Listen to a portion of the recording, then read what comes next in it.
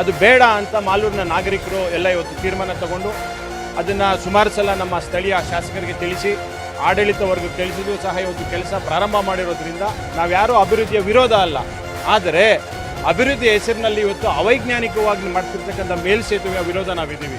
ಇವತ್ತು ನಮ್ಮ ಮಾಲೂರು ಪಟ್ಟಣದಲ್ಲಿ ಎಲ್ಲ ಪಟ್ಟಣದ ನಾಗರಿಕರು ಇವತ್ತು ಒಂದು ಹೋರಾಟಕ್ಕೆ ಬಂದಿದ್ದೀವಿ.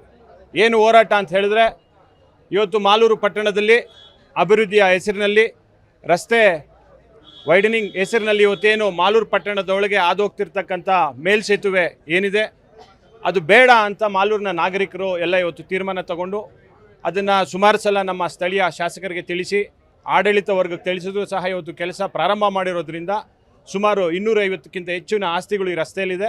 ಅದಕ್ಕಿಂತ ಹೆಚ್ಚಾಗಿ ಇವತ್ತು ಮಾಲೂರಿನ ಜನತೆ ಏನು ಹೇಳೋದು ಅಂತ ಹೇಳಿದ್ರೆ, ವಂಶೋದಯ ಆಸ್ಪತ್ರೆಯಲ್ಲಿ 24x7 ಎಮರ್ಜೆನ್ಸಿ ಕೇರ್ ಲಭ್ಯವಿದೆ. ಆಘಾತ, ಹೃದಯಾಘಾತ ಅಥವಾ ಪಾರ್ಶ್ವವಾಯು ಆಗಿರಲಿ, ತುರ್ತು ತಜ್ಞರ ತಂಡವು ಅತ್ಯಾಧುನಿಕ ಉಪಕರಣಗಳೊಂದಿಗೆ ಅಗತ್ಯವಿರುವಾಗ ತ್ವರಿತ, ಪರಿಣಾಮಕಾರಿ ಮತ್ತು ಪರಿಣಿತ ಚಿಕಿತ್ಸೆಯನ್ನ ನೀಡುತ್ತಾರೆ. ಹೆಚ್ಚಿನ ಮಾಹಿತಿಗಾಗಿ ಸಂಪರ್ಕಿಸಿ 7270 ಅಥವಾ 9141066685. ನಾವ್ಯಾರೂ ಅಭಿವೃದ್ಧಿಯ ವಿರೋಧ ಅಲ್ಲ.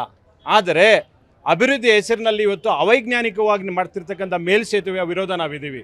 ಯಾಕೆಂತ ಹೇಳಿದ್ರೆ, ಈ ಒಂದು ಮೇಲ್ಸೇತುವೆ ಪ್ರಾರಂಭ ಮಾಡೋ ಮೊದಲು ಇವತ್ತು ಯಾರಿಗೂ ಕ್ಲಾರಿಟಿ ಇಲ್ಲ. ಈ ತಾಲೂಕಿನಲ್ಲಿ ಯಾರಿಗೂ ಕ್ಲಾರಿಟಿ ಇಲ್ಲ.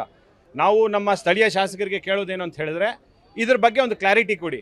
ಎಲ್ಲಿ ಸೇತುವೆ ಶುರು ಆಗ್ತದೆ, ಫ್ಲೈಓವರ್ ಎಲ್ಲಿ ಸ್ಟಾರ್ಟ್ ಆಗ್ತದೆ, ಎಲ್ಲಿ ಎಂಡ್ ಆಗ್ತದೆ, ಯಾವ ರೀತಿ ಸಂಚಾರ ದಟ್ಟಣೆ ಕಡಿಮೆ ಆಗ್ತದೆ. ಈಗ ಏನು ಹೇಳ್ತಿದ್ದಾರೆ, ಇದು ಇಲ್ಲಿ ಬೆಂಗಳೂರು ಆರೋಳ್ಳಿ ಕ್ರಾಸಲ್ಲಿ ಸ್ಟಾರ್ಟ್ ಆಗಿ ಜೂನಿಯರ್ ಕಾಲೇಜ್ ಮುಂದೆ ಇಳಿತದೆ ಅಂತ ಹೇಳ್ತಿದ್ದಾರೆ. ಆದ್ದರಿಂದ ಊರಿನ ಹೊರಗಿನ ಟ್ರಾಫಿಕ್ನ ತಂದು ಊರು ಒಳಗಡೆ ಬಿಟ್ಕೊಂಡಂಗೆ ಆಗ್ತಿದೆ. ಇವತ್ತು ನಾವು 2026ರಲ್ಲಿದ್ದೀವಿ.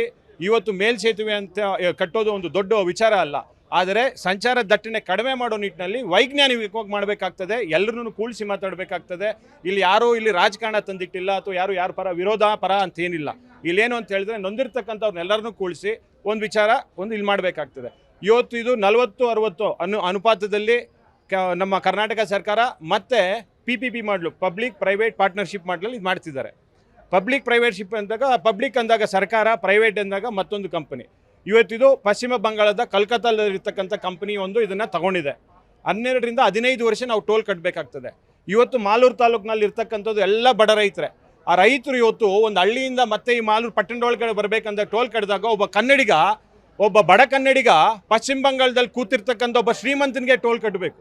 ನಮ್ಮ ಪರಿಸ್ಥಿತಿ ಯಾವ ರೀತಿ ಇದೆ ಅಂತ ಹೇಳಿದ್ರೆ, ಸೈಟ್ ನಂದು ಮನೆ ನಾನು ಕಟ್ತೀನಿ, ನಿನ್ನ ಸೈಟ್ ನೀನು ಮನೆಗೆ ಬರೋದಕ್ಕೆ ನೀನು ಬಾಡಿಗೆ ಕಟ್ಟಬೇಕು ಅಂದಂಗೆ ಇದೆ.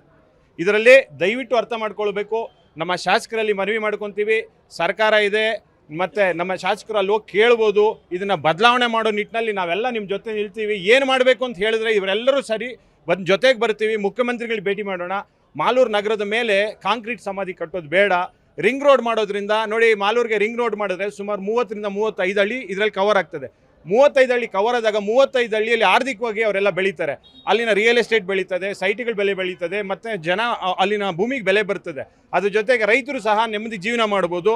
35 ಹಳ್ಳಿಗಳಿಗೂ ಸಂಪರ್ಕ ರಸ್ತೆ ಆಗ್ತದೆ. ಇವತ್ತು ಫ್ಲೈಓವರ್ ಹೋಗೋದ್ರಿಂದ ಏನು ರಸ್ತೆ ಇದೆ ಅದ್ರ ಮೇಲೆ ಮಾತ್ರ ರಸ್ತೆ ಆಗುತ್ತೆ ಹೊರತು ಹಳ್ಳಿಗಳ ಕನೆಕ್ಟಿವಿಟಿ ಆಗೋದಿಲ್ಲ. ದಯವಿಟ್ಟು ದೊಡ್ಡ ಮನಸ್ಸಿನಲ್ಲಿ ಯೋಚನೆ ಮಾಡಿ. ಇದರಲ್ಲಿ ಯಾವುದೇ ರಾಜಕಾರಣ ಇಲ್ಲ ಅಥವಾ ಇನ್ಯಾವುದು ಯಾರಿಗೂ ತೊಂದರೆ ಕೊಡಬೇಕಂತಿಲ್ಲ. ಮತ್ತು ಎಲ್ಲರನ್ನು ಕೂಡಿಸಿ ಏನಿದೆ ಇವತ್ತು ಇದೇ ಆಡಳಿತವ್ರಿಗೆ ಎಲ್ಲರನ್ನು ಕೂಡಿಸಿ ಮಾತಾಡಿದ್ರೆ ಈ ಸಮಸ್ಯೆ ಬಗೆಹರಿತದೆ.